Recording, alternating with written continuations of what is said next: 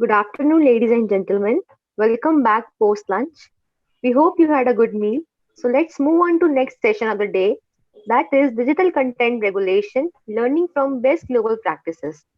We have eminent speakers for the session to be moderated by Ms. Vanita Kohli Khandekar, who is the contributing editor of Business Standard.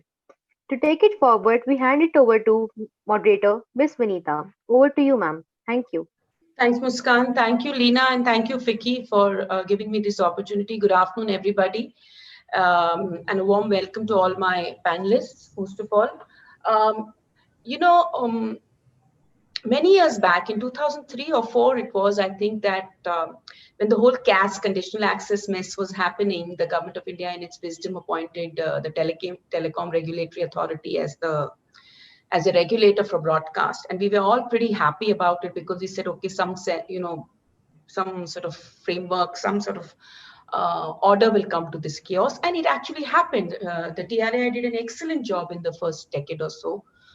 It really brought a lot of order to the mess that was the television broadcast, especially on the ground in distribution. I don't think broadcast needed so much regulation as on ground distribution. It did that. And over the years, then one realized that TRAI was equating television broadcasting with telecom and using principles that it had applied to voice telephony to broadcasting. And that caused its own set of problems, which have now culminated in uh, NTO1, NTO2, and a whole lot of other things, price regulation. And those are things which we've discussed and debated often. And I think that is one reason why the specter of regulation, especially in the entertainment broadcast or entertainment streaming space, worries people. The recent changes that the government of India has announced vis-a-vis putting OTT under the MIC as far as creating rules regulations is a perfectly logical move. It was expected. It had to happen. But what does this portend, and what does this mean, and what will it end up with? This is There's a little bit of complication here, and this is more for the audience than the panelists. That there has also been a PIL in the Supreme Court which has demanded that OTTs be regulated. And on the other side, there's the Internet and Mobile Association of India, which has developed a code which I read yesterday, pretty robust code, which is still being debated and discussed with the government of India. So that's where we are. This topic is so with it that I just want each of you, and there's Ajay Chako from RA, Tarun Katyal from Z5, there's Gaurav Rakshit of Woot, there is Sanjeev Lamba of Hangama, Vivan of Koan, and Vivan is a little too rhyming. And Karan, you're late. Karan from MX Player, who's on board with us. So I'd like each one of them, to take you through what their thinking is on this issue. And also, I might remind my panelists to bring in the global best practices bit here, though there isn't much that has happened as far as the rest of the world is concerned. Ajay, I'm going by the screen in front of me. So, Ajay, you want to start before your connection times out also? Yeah, sure. Thanks, Anita. Yeah. Am I audible? Yeah, you are. Okay. So I mean, two broad points to make on this.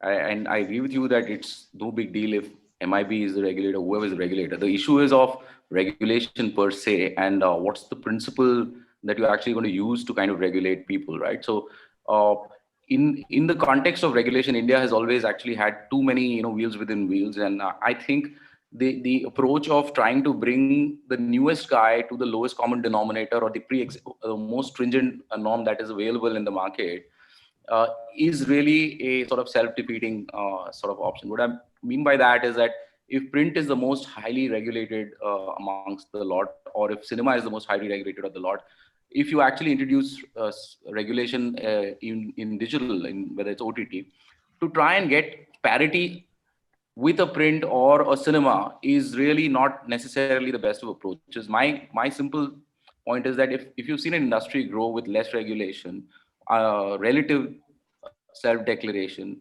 uh, offering informed choice to people, maybe it's time to liberalize cinema, TV, and print and radio, rather than bring kind of digital down to the lowest common denominator. So that's my only humble submission, and I've actually told this to Mr. Javadekar when he was there in a couple of meetings earlier. We've had a lot of these sessions through IMAI, through FICCI, Tarun is heading that now, 2-3 years in the making. But again, I think there the import of that is that please allow newer technologies to kind of take away the urge of trying to have a sort of a granny like regulatory framework where other people need to kind of see what is happening and approve. Here there is enough informed choice available, there are enough technological tools available to achieve what you want from a regulatory perspective. So that's one point. The other point is, I think we should also remember that for all the top of regulation, this industry all put together has been actually something that reaches out to almost 85-90% of the country. It hasn't been able to generate value from a business point of view, which is probably equal to even 2 or 3 mid-tier IT companies. Maybe if you add L&T and Mindtree, I mean that's my favorite example. The entire media sector valuation is less than that, right? So you must remember that IT regulation also came in much later when compared to the IT industry's kind of existence itself, and that kind of helped grow the ecosystem quite well, and that created a lot of jobs, and that created a business which was far more substantive than what it is in India. And it's a surprise that despite being the top consumed business in India by revenue, by market cap, it is not even in the top 10 businesses, the whole sector, in India. Whereas everywhere in the world, you'll see a media company at least in the top 10 businesses in that country. So that's my humble submission that, one, do not bring down the new guy to the oldest possible norm. So I'm happy about the fact that, okay, fine, everything is getting consolidated, but consolidate and liberate the others, because that's their problem. Cinema has been actually under too many national as well as local regulations. Maybe it's time to think about liberating that, because, digital allows you to put cinema directly there. So might as well take that as an approach rather than bring it the other way around. And the second part is obviously look at the industry as a whole, that actually, from a development and growth point of view, which is probably one of the important reasons to regulate, right? And my last point is about this whole thing about, consumer complaints and whatever. If you look at for the size of the country that we have, if you look at the number of complaints that have actually come in, even when we had set up the tier 1 of the OCCP, it is actually, you can count them in a handful. And some of the PILs that we filed in a couple of cases, which was an Indore High Court one, the other one in UP, they were all thrown out, or they were not even regarded as serious. I mean, some of these were frivolous ones. So let's not go by 5, 10, 50 complaints of somebody saying, okay, fine, I don't like this, in a country of 100 crore people. Let's moderate that impression also. Sorry, you're Tarun? Yeah. Tarun, I'd like you to come in at this stage wearing 2 different hats, one as the CEO of ZEE5 and also as the head of the committee which drafted the self-regulation code. Thank you, Vanita. Thank you for the opportunity. I think Gaurav and me have worked very hard with most members at the Digital Entertainment Committee, and I would want to give credit to IMEI to have done this process for many, many years now. This was the 3rd code that we actually were able to pull up. But the big difference in this code than any other codes before was that almost everybody in the industry signed one single code.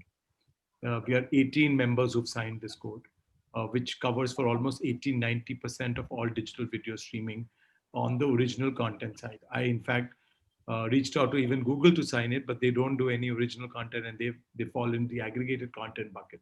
But everybody else in the market today, almost everybody else in the market signed the code, which is the highlight of the code. The second thing I would want to point out to everybody on the panel, and Gaurav knows this, is that we are assuming that by moving the educating ministry to INB, there is going to be regulation. There is nowhere that the ministry has ever, in any of its affidavits, in any of the court cases, said that they plan to bring in any sort of regulation. In fact, all public statements of the ministry absolutely have been about encouraging the industry for self-regulation. And in my own personal conversations as the co-chair for IMEI and as representing ZEE5, all the conversations with the minister as well as with the senior bureaucrats have been that they've been encouraging us to bring a self-regulatory code that can be standard and can help the entire industry find a common way forward. Okay. They've also been very supportive of content diversity. Unlike other places, there has been no show that the government has ever come and said should be pulled out unless it was issues of pornography. Right? So I think we have to see the government in the light of the support that it has given to this sector and let it flourish to this point. Also, yes, Ajay made a very good point about how the IT industry and the regulation there. And yes, we would want the OTT business to grow as economic value, but we must realize that stories have a very powerful way of impacting lives and people. And that is why a certain amount of responsibility on our own behalf while telling these stories is very, very important.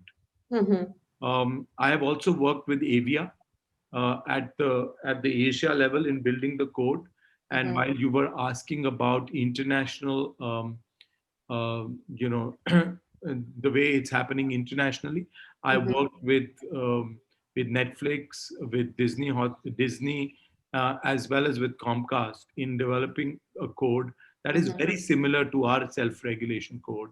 And I think you should also have a look at that, Vanita. But that code too, which goes across all of the Asian markets through Avia, does recommend for most players to be able to deliver content diversity while being very self-responsible and accountable. And we must realize that one of the big things that is happening in the country is that while you are triangulating the broadband penetration that the TRAI is also unbundling with, from cable, etc., with the availability of smart TVs, which are down to about $100 price now, and availability of all our digital video streaming platforms on TV, this platform, and you and me have spoken about it earlier, this platform is more and more replacing the television in the house. So it is not as personal and one-on-one as we all thought it to be, which is why it's important for us to understand age gating, age rating, and parental locks, so that we can tell stories that are for all kind of audiences, but we do allow the user to be able to make those choices and use technology to be able to decide what and how they want to watch. I don't want to take more of your time. I think if I get started with the amount of work Gaurav, me, Karan have done on this, I can speak for another couple of hours, but I think I've made some of the most pertinent points. Thank you. Thank you so much, Zarul. Sanjeev, you want to jump in? Yeah, I'd like to just take a slightly different tack on this, because I've been lucky enough to have the experience to work in other markets. I spent almost a decade in the United States, also in the entertainment sector. So, I can at least look at some parallels and whatnot. The fact is that, almost in every country, media is divided up into silos. You have films as one, you have news as one, or press as one, you have, television as one, you have digital now in the last 5 years as one. And if you actually look across the world, at least in the US and also in India, the regulatory framework of each of these industries has been quite different. If you look at films, where I have been most deeply involved in my career, in the US, it's a private body, the MPAA, and here it's the CBFC, the censor board that certifies. If you look at television, there it's controlled by the FCC, and here it's controlled by a self-regulatory body on behalf of the Broadcasters Association, and the Press Council here, and so on and so forth. So I think that the point that was made first is that you take one, it's horses for courses in some ways, because each of these mediums, the way that they're distributed, the way that they're consumed, and who consumes them and what circumstances is quite different. And hence, there is no thing as one size sort of fits all. As far as my own personal views, as far as digital is concerned, I think that digital poses like a couple of other mediums, but it poses two challenges. It poses challenges of content as well as challenges of access. And I think access challenges are somewhat different from content challenges. Access is based on technology, like, gating kids content, not allowing people to watch something unless it has a subscription and you can prove that you're 18 years old, and so on and so forth. And content is actually more in terms of, what is politically, on political grounds, sexual grounds, violence grounds, religious, cultural, all those softer issues that what suits a society at any given point in time. It has been argued by people that if you are in a subscription environment and you're paying to subscribe, then the chances are you are saying that you're 18 years old and hence you should be free, versus a non-subscribed environment, which is somewhat what Tarun is saying, that when you're subscribing and watching in private viewing on a phone versus you're taking that same content and putting it up on a smart TV and a broader number of people are watching it, these issues change. So I think overall, is there the need for some form of regulation? Certainly. I absolutely support the fact that there should be very clear guidelines in that self-regulation, number one. Number two is that these should be consistently applied across a particular sector so that, different people are not doing different things or interpreting them differently. Number three, the consumer must be fully aware of these guidelines and what they mean for them. For example, in the US, if you ask a consumer what is PG, PG-13R, they have a fairly clear idea.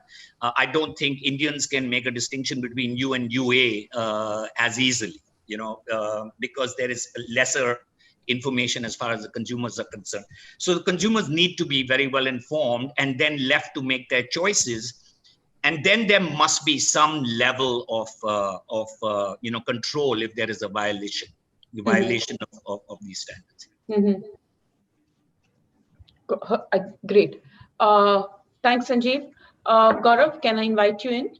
Sure. Yeah.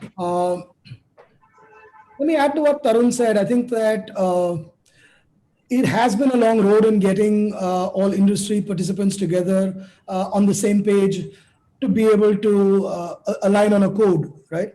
And I think it's important to know why that transpires. I think in spirit, everyone in the industry is aligned in terms of what we want to put out in front of the consumer.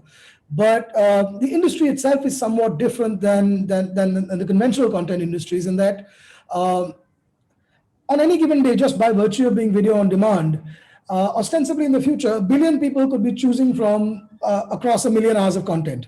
Right, that's the order of magnitude of the complexity of the problem that we're trying to address, because it is video on demand, and collectively that's a conservative estimate of how much content we put out.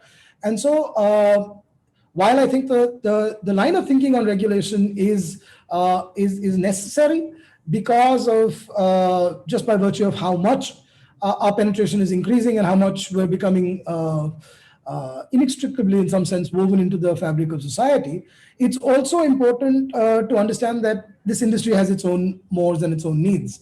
I think that's where it's taken us a while to come together. The government has been very encouraging of self-regulation. So I think that's one thing that one needs to sort of call out and encourage them for giving us the space to find what is appropriate in this industry. And candidly, it's taken a while, but I'm very glad we're here where we are. And I think Sanjeev made a really good point about the two axes about on which the industry pivots. One is the content itself, and I think we have fairly robust laws of the land to protect against content that's inflammatory or otherwise. Right, all of that's in place. What's different is in our industry, and that goes to the technology as well as what we offer. The ability to be able to narrowcast to an audience also allows us to provide age gating capability, so the content that people consume is consistent with what we would be comfortable with them seeing. Now that I think is a big part of the code that we're adopting, which takes our existing frameworks forward, because I don't think there's anything quite like that out there. And so that's really a big part of what we're proposing, and I think that's found a favorable audience with the government as well. And the industry as a whole sees that as a step forward, not a step backwards, because that is something that I think in our own little way, all of us as responsible content providers have been doing. There was a need perhaps to centralize so that, as Sanjeev mentioned, everybody has a uniform understanding of what is 15 plus, 16 plus, what is 12 plus, what is 18 plus, whatever standards we use, so that they can make informed choices. And I think that's sort of where we're headed.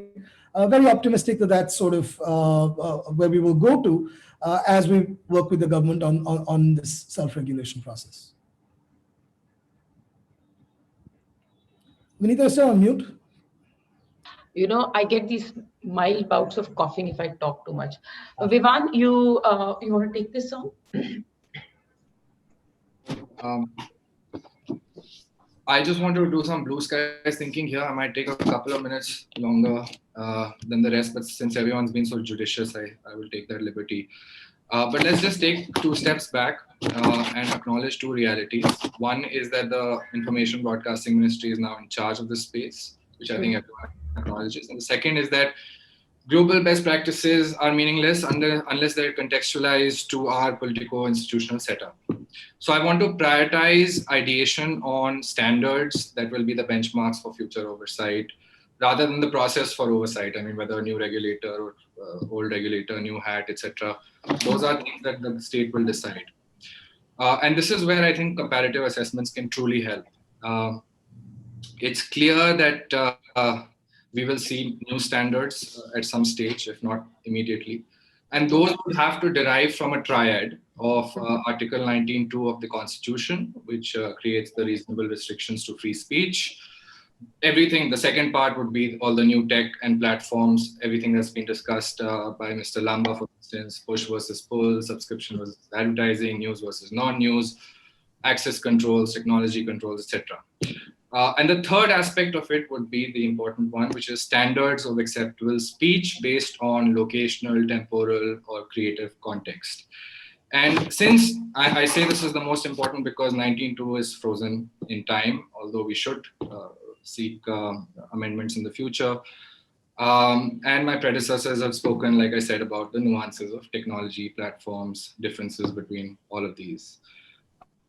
So as far as the context is concerned, the context, as far as judicial pronouncements go, has also evolved from a Hicklin test, which used to look at things out of context very narrowly. So you would take a piece of content and see whether divorced from the overall context, it is offensive to anybody, particularly in terms of obscenity, to the Roth test, which saw content as a whole and looked at the context, to now community standards, and internal necessities tests that take the Roth test a step forward in a sense, but are also determined by the judicial system at hand. So the US, for instance, we know has a jury system. So the community standards are actually determined by the community versus a judge sitting in judgment of what a community standard is in India. So now to evolve a system or a standard of our own, having of course recognized that the industry has done a lot of work here, we need to ensure that this triad doesn't limit creative freedom, but furthers it. Since the recipient who may be offended or incited to violence or whatever is at the center of any future restrictions or limitations, we should first, or the state should first determine who that person is. There are 2 cases, there are 2 categories here, of course. There are minors and adults, and very clearly minors have to be protected, and they can be this can be done through specialized law. So we already have a Prevention, a Protection of Children from Sexual Offences Act, which really looks at how you portray children, but we also need something more on the supply side to look at how you impact children through content. And there is a lot of work the ITU has done in this regard, which we can look at. ITU is one of the oldest multilateral bodies in the world, and they have something called the Child Online Protection Framework, which India can take inspiration from, which also speaks to the kinds of laws you need, the specialized laws you need as exceptions for minors. So let's come back, and this is my last point, to the theme of adults. Let the state first determine who the recipient is, who the reasonable average person in India is, and what they will be offended by. So there are two ways to look at this, right? And in fact, the Kerala state, the Kerala High Court has, made my life easier. And I quote from a judgment on Kerala State Chalchitra Academy versus Union of India, which states that the content of films are to be judged from the standards of reasonable, strong-minded, firm, and courageous men, and not those of weak and vacillating minds, nor of those who scent danger in every hostile point of view. Now, let the state determine whether we want to project our people as weak or strong, and therefore whether reasonable men in our country are weak or strong. And we should create, therefore, after doing that exercise, a negative list of exceptions to everything that should be allowed for adults. And again, minors aside, using a reasonable man standard. These will have to be debated and discussed, but all panelists in this forum do this internally. They discuss it every day. What is the negative list? Is it okay to show a bra strap in India? Is it okay to show full frontal nudity? Is it okay to show a backside of somebody? So there's no reason why we cannot pool in our thoughts, applying a reasonable man standard that is divorced from each of these platforms, because they may think of a reasonable man as different from me, and create that narrow negative list. This will provide certainty and clarity. This can be actually the guideline that is future-proof and maybe even platform-proof. And it is also in keeping with how co-regulation works in progressive jurisdictions. So I'll end it at that. Thank you. Interesting, very interesting. The Kerala High Court judgment is very interesting. I did not know about that. Thanks. Yeah, Karan, sorry, am I mute? No, okay. Karan, you want to come in? We've had a chat about this earlier this week, as last week, I think. Yeah, we spoke about this, and I think that the benefit of coming in at the end of it is that, you know, I can summarize a little bit and copy a little bit, since everyone's made the points quite articulately.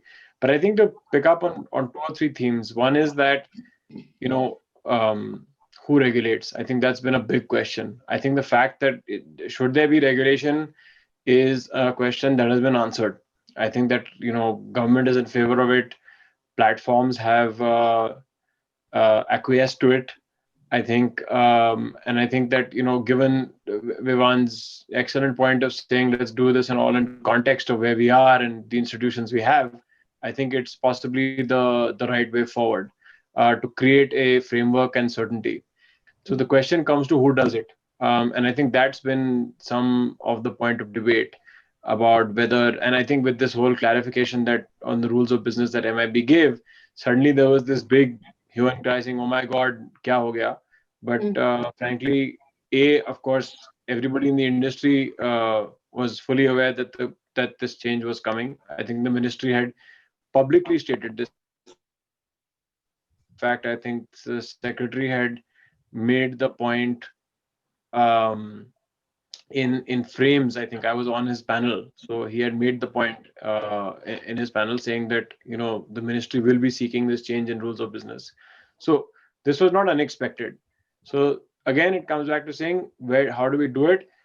Ministry has been very clear that self-regulation is what they want. Industry has been very happy with self-regulation. There have been good examples of it in television. And, you know, while of course, you know, we should not all move to the lowest common denominator. I think Ajay had made that point. I think the way to do it is to probably settle on a denominator that is somewhat acceptable to all. And I think that a self-regulation standard driven by the industry is where it's coming up to be. And I think that's, you know, IMAI has been taking the lead on that front, but I think a lot of forums and across under FICCI, CII, everybody have been heading in that direction. So I think today, given that context, given that regulation, or I wouldn't even call it that, given that setting standards and maintaining those standards is a given, I think that we are actually much further along this process than I think is being, you know, than credit is being given for. So I think that I think it's only a matter of time where we actually come up with a set of standards that is acceptable to all. Actually, you're right. The industry has been working on this. you agree, you disagree, you're going back to the table, you're talking to each other. So that process, and we always forget that streaming video as an industry is only 5 or 6 years old. So I mean, give it a break. It is a pretty young industry. Very good points, I think everybody's raised. I have about more than 8 questions in my mind, but the key thing I will say is, one, what does if you're talking about a self-regulation code which is designed by, or which has been put together by the industry, and I know that many of the broadcasters are also members of the same organization which is designing this code. So broadcast has had a good experience after IBF formed and the BCCC code came. Is there some move of getting statutory approval for this code?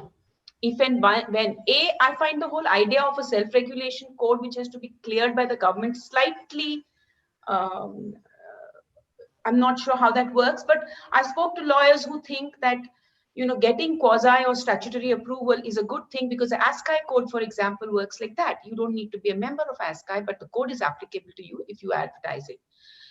So my first question would be, does statutory approval for the code, how far are we from a code, and does statutory approval for it help? And B, what does it mean? And this is my most important question. For all the other laws, somebody has some Indecency Act, somebody has some defamation law, somebody has some, मतलब आप offense किसी भी law के under ले सकते हो. There is no paucity of laws under which you could take offense and file a PIL or a case. And that's true for many things in India, not just streaming content. So what does it mean to the other laws? Does this code then becomes the overarching thing? So Tarun, I'd want you to tackle this first before we go on to the others. Yeah, this is my last few weeks of tackling with it, so I'm I'm going to go with it. So let me tell you where we are with government buy-in, right? Yes. Sorry, Tarun, will you hold that thought for a minute? At this point, I want to tell everybody in the audience, please start posting questions, because we will wrap up at 4 sharp. So if you have questions, I'd like to tackle them while we are still talking. Yeah, sorry, Tarun. Right. So I think the government also encourages us to make it self-regulation rather than having a buy-in. It was in the collaborative nature of this entire issue that we did share the self-regulation code with the government, because you must realize that when these complaints come up, there are 2 parties or 3 parties that are hauled up by the courts every time.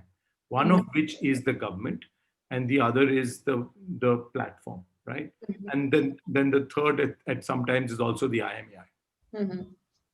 Now, while the government is forced to react to these cases, if the government is satisfied that the industry in itself has a good self-regulation code, the government's position with the courts becomes that much more tenable.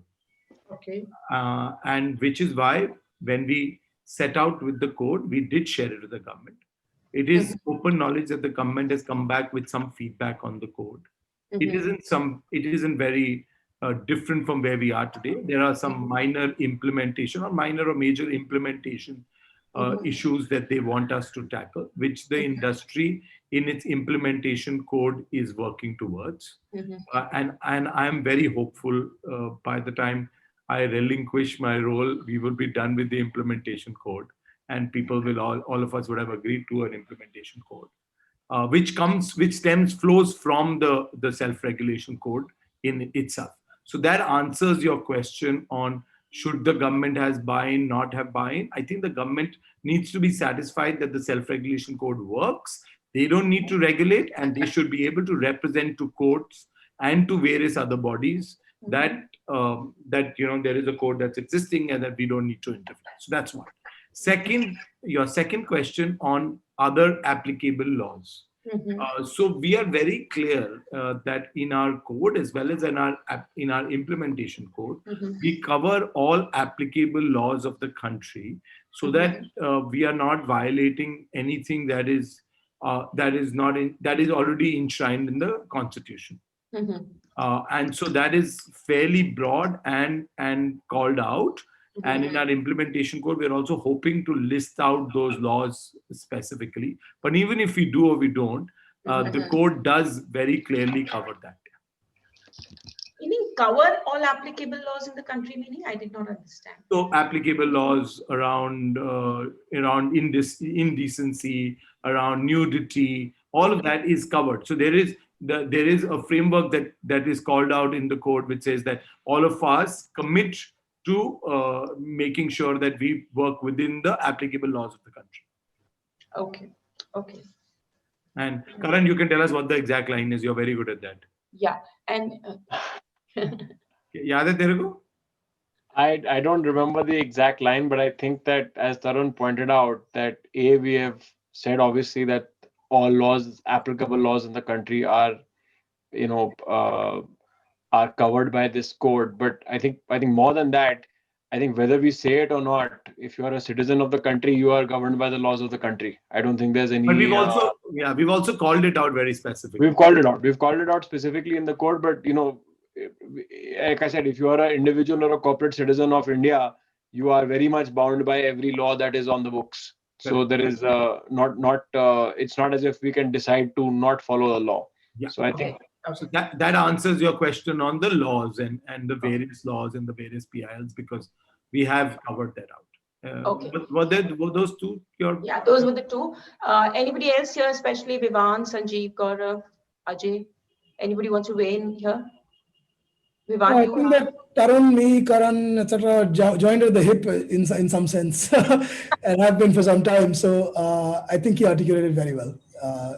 It is important for the government to have confidence in the code that we put out, because they need to represent it as well.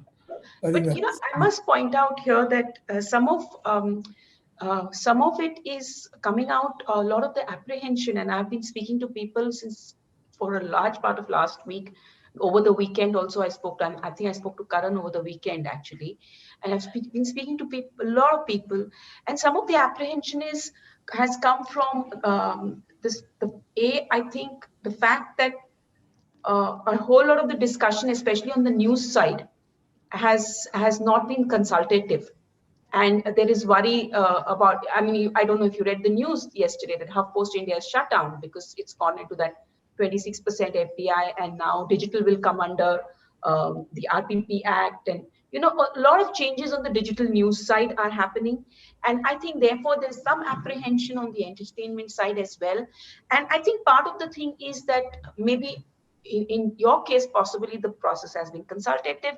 In the case of news, it has not been as consultative as the feedback I'm getting. So maybe some of the apprehension is coming from there. Which is exactly why, Vanita, that we need to now not say that this is our self-regulation code and the government shouldn't have anything to do with it. I think the conversation and the collaboration between the industry, especially the industry staying together, and then with the various stakeholders is always very important, because the judiciary, the users, the consumers, they don't differentiate between the platform, the government, the regulator as much, and all of us then get caught up when there is a challenge or there is an issue that gets presented between in the court. Yeah. Okay. Sorry, Ajay, you were ready to say something before, I think all of us. I agree with one part of what you're saying, that it is, this endeavor of the code, etc., is fairly limited to the digital entertainment side, and that to the curated sort of digital entertainment side, So. And I have a question there, but I'll come back to that. This curated business. Yes, there is enough more evidence to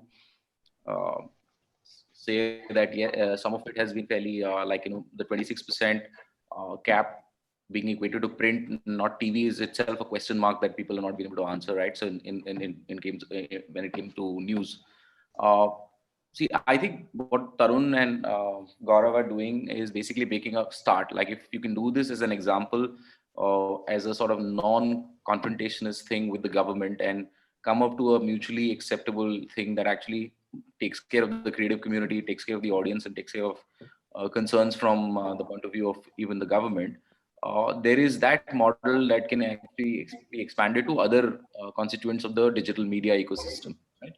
So my sense is it's a starting point. I don't know whether that answers. No, and the point that you made about applying older laws to newer industries, I totally hear you there. And some of it you can see it happening on the news side, but that's not the ambit of our conversation. And I think there is some apprehension there, but for the government to regulate, if you look at it constitutionally, freedom of expression, etc., but there are exceptions to the freedom of expression, and those exceptions give the government the right to. I think the government's right to regulate comes from those exceptions, if I understand it correctly. But it has always used the language saying self-regulation, etc. Sanjeev, you wanted to say something? No, nothing at this point in time, because I haven't been that deep. Sorry. I think. Sorry, go on. Yeah, no, Tarun, please. I just think that, this is the laws of attraction. If we keep on saying that the government is going to regulate, the government will regulate one day. I genuinely feel so. I don't think the government is wanting self-regulation. Why do we all keep saying the government is going to regulate? They don't want to regulate. It is not possible for anybody to regulate the millions of hours of content that is getting deployed on. It's physically impossible. No, you've already seen it historically. If you actually look at the number of films that go up on the censor board across all the censor boards of this country, because there are many offices, it won't be more than about 1,000 or 1,100 a year, right? That's different from the number of films that actually get produced, because a lot of them don't make it to the censor board. As of last year. Sorry? 22,000 films certified. 22,000 films are what? Short documentaries, everything that goes. Yeah, I'm just talking about feature-length films, right? So basically, the acceptable number is, and that number itself causes the kind of backlog that is quite unbelievable, and it also causes a lot of practices that are not exactly kosher, right? Mm-hmm. Then you came to television, and television has a much vaster amount of content, and that issue came up about a decade and a half ago, and you moved into self-regulation. And I think everybody accepts the fact that more or less that self-regulation has been quite successful as far as the television marketplace is concerned. Now you're coming into digital, which is television times 100 or 100,000 in terms of... With interactivity thrown in. With interactivity and with discrete pieces of content, right? So if you actually look at today, if you look at the content landscape, a music service will have something like 11 million or 12 million discrete pieces of content. A video service will have probably 1 million or 2 million, discrete pieces of content. That is an enormous amount of volume that I don't think that it's physically possible. And I think that point is well taken, that obviously each of these mediums is somewhat different in the way that the consumer interacts. And I go back to my earlier point of view, is that this medium or digital is throwing up two issues of censorship. One, which is in the area of access, and two, which is in the area of content. You have had issues of access earlier. For example, if it's an adult movie, a 5-year-old can't go in. And that is also not government regulated. That's regulated at the cinema hall, right? It's a private level of regulation. But that is as much a access issue as anything. But when you ban something, that's quite different from when you edit something, right? Because one is an issue of you're not being allowed to access this at all, or you cannot, because of your age, because you're a kid, you can't access this. So I think those are two very different issues. And I think that the Ministry of Information and Technology was more concerned with access issues and not necessarily with content issues. And now you're moving into IND, which is more concerned with content issues. And I don't know what their background is. Very interesting content issues. But Sanjeev, to your point, and very, very interesting points you've raised, and this is something I want to throw to the panel, that there is the element of public viewing and private viewing. And when you talk about video on demand, it is completely private viewing. You have controls, you can label them, whether it's PG, whatever, and what I just said in the beginning also, the technology allows you to put in all sorts of what you said about access. You can do so much in order to. And the second thing also, I think the industry could do a whole lot to educate viewers and audiences who may or may not take offense. It's not that everybody, I'm a very happy consumer of OTT, and I'm sure there are others, but who may take offense that Boss, you don't have to watch it. This is not public for public consumption. It is by choice. And actually, that's true for a movie. You buy a ticket and you walk in. But nevertheless, has that thing come up? I mean, is that built into your code, into the thing that you're working on? Because from what I understand, it's an internal ombudsman kind of thing with an external committee if need be, if the complaint escalates. Sorry. Yeah, Gaurav? That is more. Why don't you go this time? Yeah, he is. That is that. So I think that when we put our code out, and you've seen it, Vanita, what's important in that code is how do you implement the code. So the code lays out very clearly how we're looking to self-regulate. Now the question is, how does that get operationalized? And so there's a follow-up document, which is our implementation toolkit, which we're building out so that everybody also understands how that's going to take place. Just in terms of the toolkit, which is we do. And so we're in the process of aligning that. So there's no, we're not looking to operate in the gray. Right, I think that there's a body of intent, and then there's an execution of that intent that we're working on together. Also, there collaboratively with the government. So I think that should give reasonable confidence, not just of us doing it in letter, but in spirit as well, and walking the talk. And to Ajay's point, I think that it's the right first step to be making. I think that as things evolve, it will attract improvements as we go along. But I think that as of now, we're not seeing any reason to go beyond this in any dramatic fashion. In fact, I think that this is fairly robust. You yourself have seen it and seem to line up with it.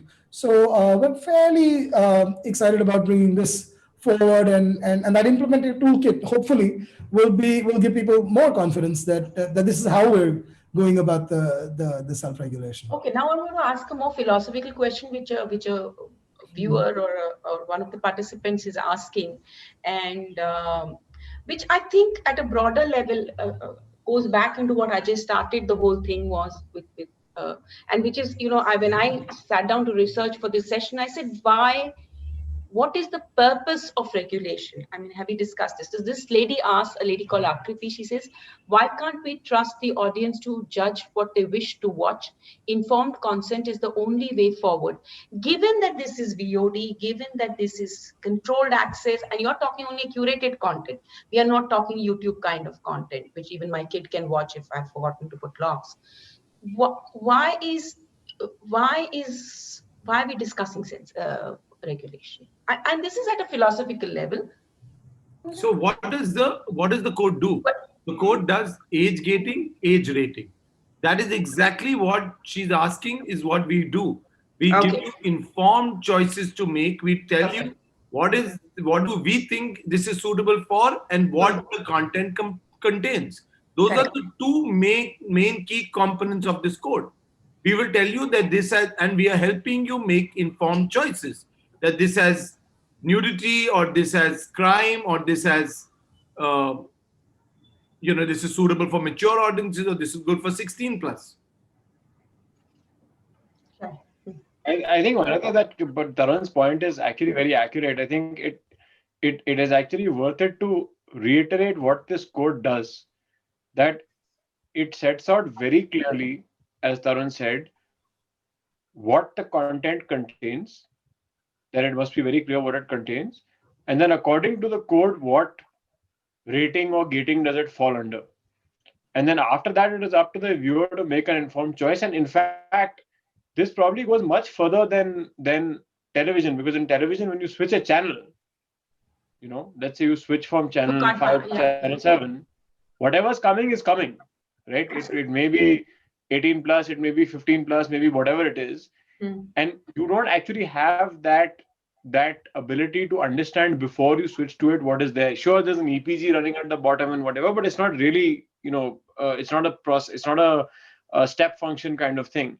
Whereas with VOD, it's very clear. There is a poster or a title. There is clarity of, there is a description of the content, there is keywords, there's a metadata, and then there is now going to be a very clear age rating as to Correct.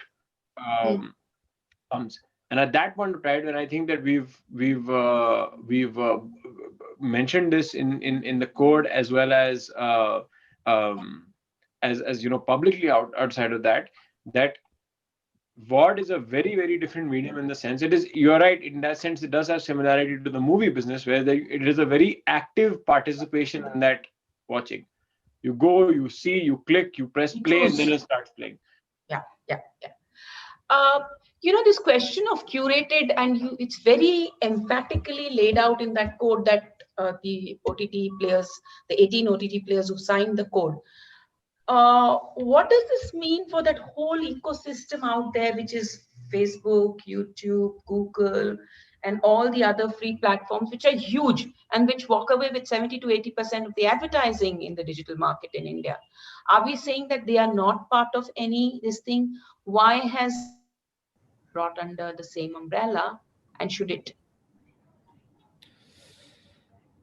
Ajay is smiling. Ajay should take that. Yeah, I'll throw it all over to Ajay. I think you should answer it. You've read my piece from yesterday, I hope. I've been saying this for a while. I think it's going to be a matter of time before intermediary liability and this safe harbor kind of gets questioned everywhere. I think safe harbor is rubbish in today's day. I'm unfortunately, it has democratized content, but it has also resulted in a lot of other things about polarization, about fake news, about brand safety issues, and many other things. So I'm very clear about this, at least in my head, that if it's not the India regulators, at least Australian and European regulators will make sure that this is going to be a precedent. And I think a lot of that is going to get followed by maybe countries like India for not necessarily very kosher reasons, but it might happen, right? So somewhere platforms also will become responsible for whatever they put out. You can't really say that, okay, there's a safe harbor and I'm an intermediary, etc. So that's my view on it. I know it has a slight downside from kind of free speech point of view as well. I mean, it's not like it doesn't have its downside, but I think it has actually been proven easier to control a crowd and a multitude of people on social media than editorial-led products. If that was the case, right? So the larger outcome of this is actually the very basis and the foundation on which all these platforms actually initially were built, which is by taking content from journalists and content creators, media companies and broadcasters. That ecosystem is now crippled.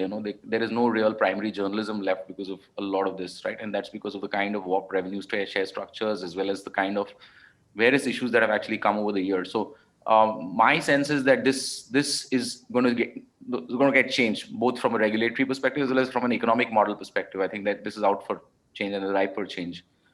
So I agree. It won't be curated content only for a long time. Everything is going to be called curated, frankly.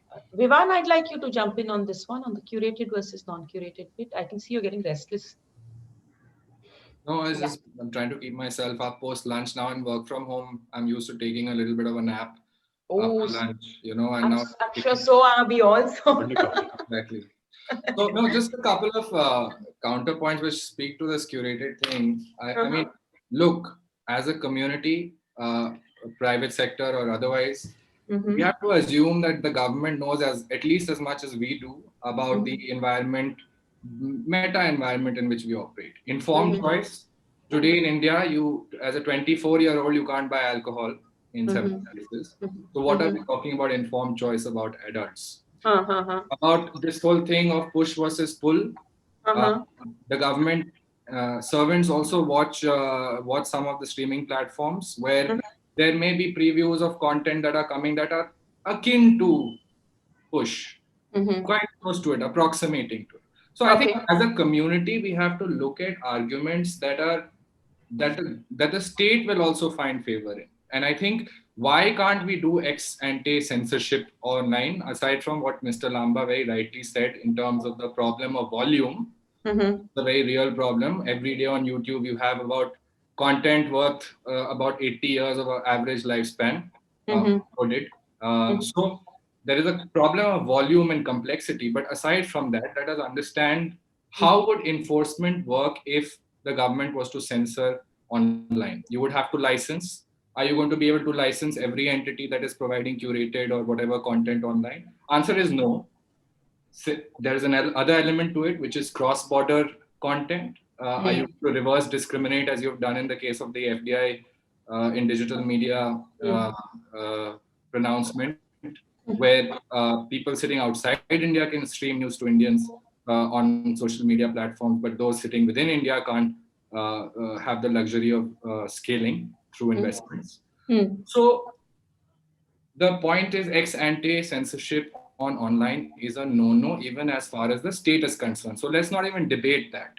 They are aware of these realities. If we have to talk about ex-post, which is after something has already been streamed to an audience, how does the state retain the discretion to tell a content provider that this is not acceptable? That is what the state's key objective and question today is, if I understand all public and private commentary properly. If that is the question, then we have to come back to this larger question of what is acceptable for adults to view in this country. Now, you may have, I mean, and I think this self-regulatory effort is great because at least there's a conversation in the private sector to establish those standards, what is 18, what is 17, what is 16, etc. But I think in a sense, they've already gone one step ahead of what I would do if I was the prime minister of the country, or if I was a citizen with so much agency that I could decide. I would sit down and actually create a negative list with people based on what I think is a reasonable man standard, coming back to what I said originally. And in some sense, if you look at a 10-year view or a 20-year view, none of these guys are going to be curated content only. They will be curated content plus social media plus plus immersive plus. So if we take a quarter-on-quarter view of how long we can insulate ourselves from government action, that may not serve the purpose. Each of them, all 18, have to, and this is where my self-interest comes in, have to pool in and create the knowledge development, the knowledge capacity in Indian civil society to actually generate a sensible debate around this. Think of the kinds of debates that happened in the US, even in 1995 around the Communications Decency Act, which allowed safe harbor for the internet intermediaries that are now global giants to prosper. It was a debate that was fostered at a time where those 5 or 7 or 10 companies that were potentially intermediaries that could have benefited from safe harbor were nothing in the US economy. They were not in top 10, taking the analogy of what was said earlier. They were not in top 20, they were not in top 30, they were not in top 500. And yet there was a recognition of the fact that you need to fund research, you need to liaise across stakeholders, whether it is gaming or whether it is social media or whatever, to try to understand where we are at as a country, and to leave it to Supreme Court to decide, or to tempt the fates by asking Supreme Court that there is one area which is not regulated and what about that area, is obviously not going to lead us to an optimal solution. And just to end this, I will say my remarks that if you look at let's even think beyond the domestic market and whether we are going to be in the top 10 or not. Let us aim to be in the top 10 of the global market. We are a global, we can easily be a global production hub. We tell stories that could potentially travel if they're allowed creative expression and so on. What determines market access in global services markets today? It is a common standards framework, whether it is in much more fast moving areas like artificial intelligence than content. Again, in AI, you have a global conversation on content standards. I don't see anyone in India even picking up the phone and calling up ITU and telling them to ring up MIB and have a conversation that is sensible on the content standards that the ITU has developed. And ITU is a body which is from the 1800s, it's existed. It predates the Bretton Woods institutions. So it's as credible as it gets. They set telecom standards for the world because telecom is another market where unless you have global standards, you don't have global market access. So do we want to take that large 10-year, 20-year view on this content industry in India or not, is a question that all of us have to grapple with now, juxtaposed with obviously the quarter-on-quarter realities of who's in power and who's not in power and how do we view content at a certain point in time in India. So it's various pulls and pressures. No? It is the industry at the stage at which it is technology and law, and there's always this cat and mouse game between technology and law, which, I mean, at least for 20 years that I've been covering this sector, I've seen it again and again and again at play. I'm sorry, I've been warned by FICCI to not overshoot my time. And I can see that we are at 58. If anybody wants to make a quick comment, and then we will have to wrap up this session, please. I just, one last thing I'd like to say is that, it's not just one condition. You can lay down the age rating and the age gating, which is, a basic framework for self-regulation. Secondly, you've got to make sure that it's consistent across all the people who are consistently applied across all the people who are participating in this particular industry. And how do you do that? Number two. Number three is has to be a level of information as far as the consumer is concerned, so that they can easily recognize and make an informed choice basis the information. And number four, which Vivan was just referring to, is that there has to be some sort of affect or to breaking these guidelines, right? And that is where there has been a lot of what will happen if you don't do this. Okay. Which is where the toolkit and how you escalate the whole thing comes. Right. Great. Thank you so much. Thank you, Ajay, Sanjeev, Vivan, Gaurav, Tarun, Karan. Thank you for your time. I enjoyed the discussion. I don't know about you guys, and I hope we continue to see good shows on streaming platform, and we don't have to see mutated versions of what is available on TV today. Okay. Thank you. Thank you. Thanks, Vicky. Thanks. Bye.